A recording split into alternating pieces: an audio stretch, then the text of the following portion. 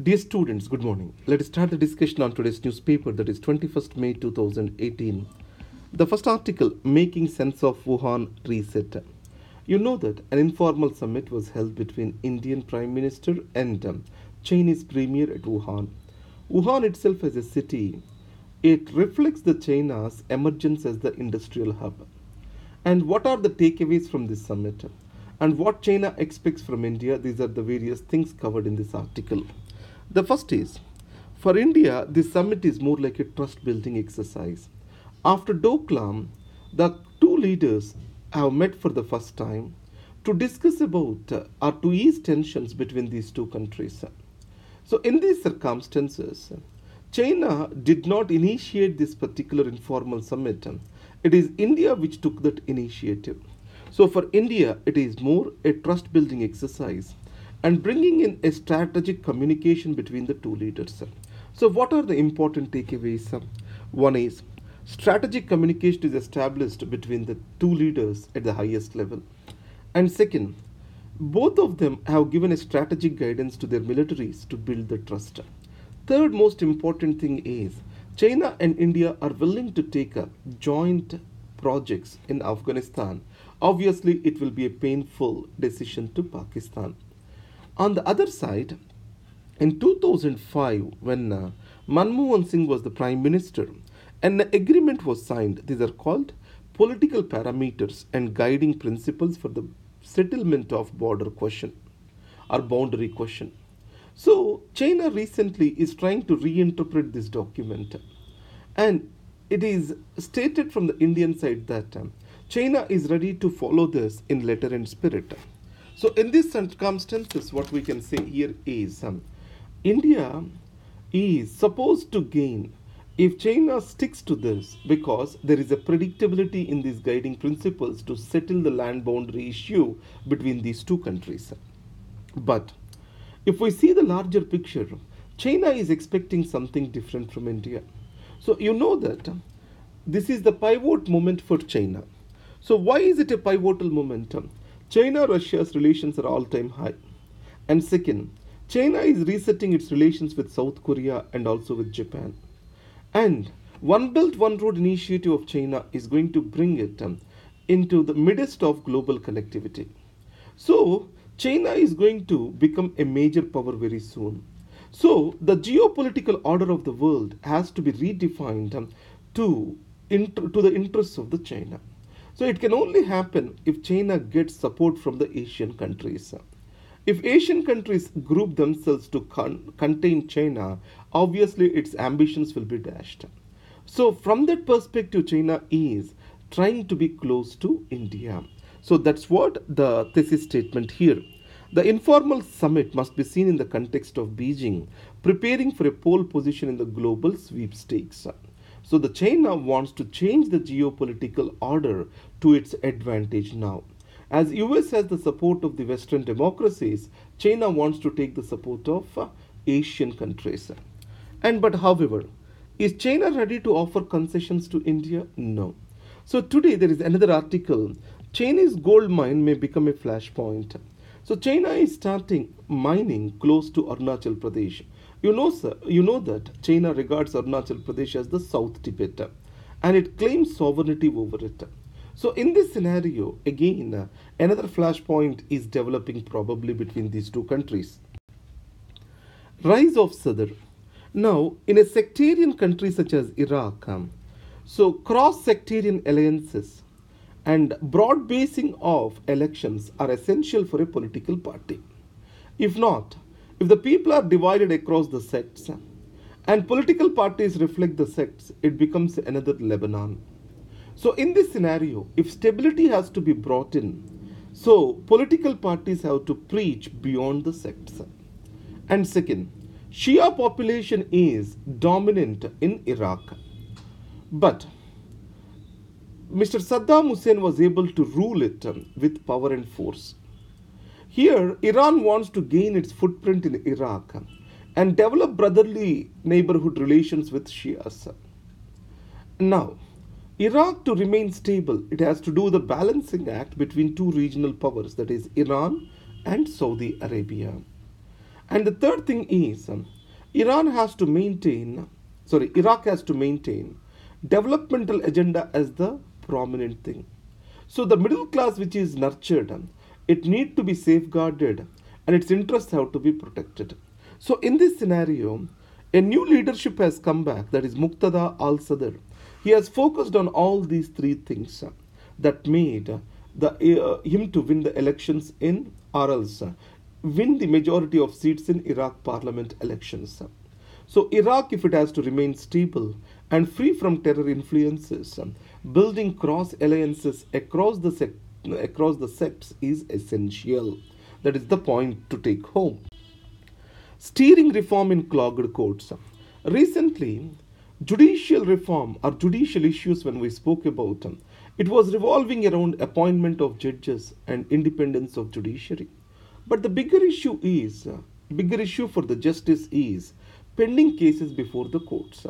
So this can be better addressed by focusing on two issues. One is case management and the second is infrastructure. In the case management, we need to do business process re-engineering, simplify the court procedures. Here, case registry or registrar of the courts plays an important role.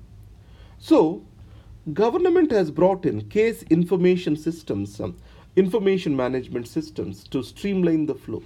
But there are important elements which are missing over here. The first is file tracking and knowledge management systems. So if we can integrate file tracking and knowledge management systems with CIS, obviously that can be addressed. With infrastructure, there is Vidhi study on district courts in National Capital Territory of Delhi. What it said is basic amenities are also absent in the court complexes. Increasing the number of court halls, providing them with the necessary ministerial and supportive staff, and providing for technology based services through e-courts, etc. All these can help in addressing the pending cases before the courts. This is what this article states. The fight for survival. This article is about decline of Congress in Indian politics. So if you see the Karnataka elections, a national party, though gaining more number of seats, it has given space for the regional party to hold the chief ministerial position. And Congress is trying to accommodate itself with the regional parties and trying to gear up to the new realities in Indian politics. Previously, Congress party was the pole in Indian politics. Now it is shifting towards BJP. And BJP is more seen as a threat by the regional parties. So it is clearly visible when Mr. K. Chandrasekhar Rao, Nara Chandrababu Naidu, Mamata Banerjee, Shiva Sena, all these have hailed the victory of or hailed the resignation of Mr. Yediyurappa as the chief minister. So in this context, let us understand the Congress and its challenges, why it has declined. One is the rise of the middle class in India. And middle class is aspirational and it is more aligned itself with the Hindu right. And after liberalization, it grew very fast in India. And the second thing is, identity politics got consolidated.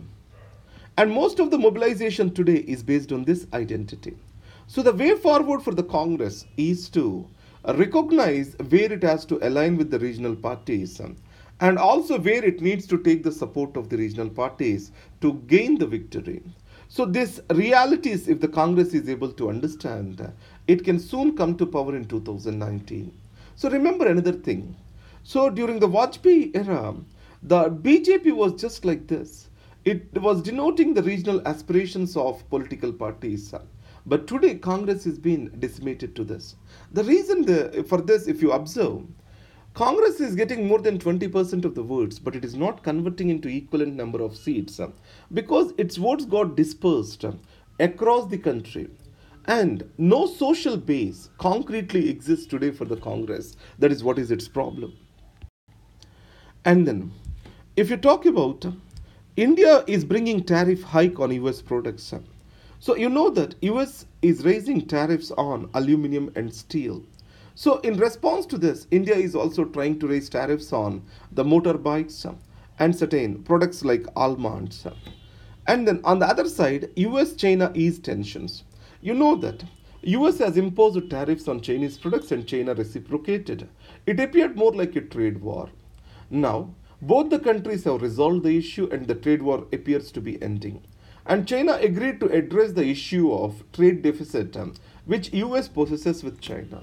And this trade deficit is huge to the tune of around I think $375 billion. They agreed to reduce it to $200 billion.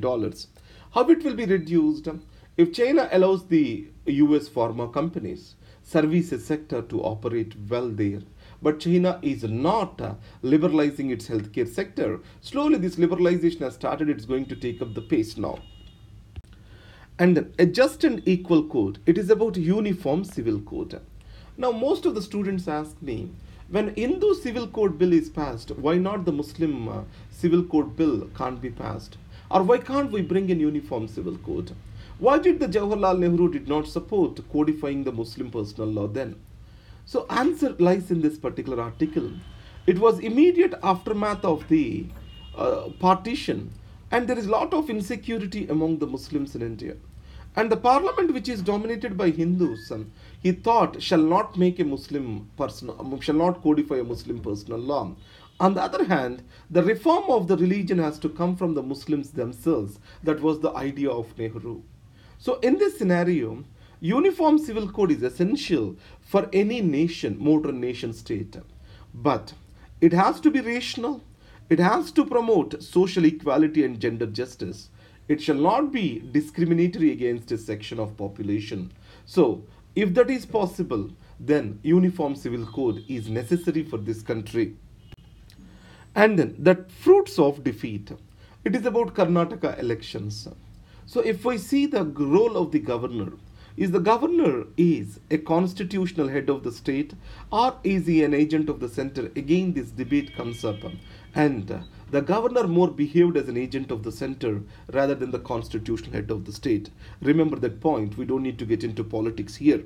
What's rolling the rupee? This is about falling or depreciation of rupee as a currency. Why the rupee is depreciating? One is rise in oil prices. As oil prices are rising, for every $10 rise in oil prices, Indian current account deficit is expected to rise by 0.5%. The second is Indian exports are not supporting the Indian imports. So export rise is essential. Export growth is essential. And finally, India's current account deficit is balanced through capital account surplus.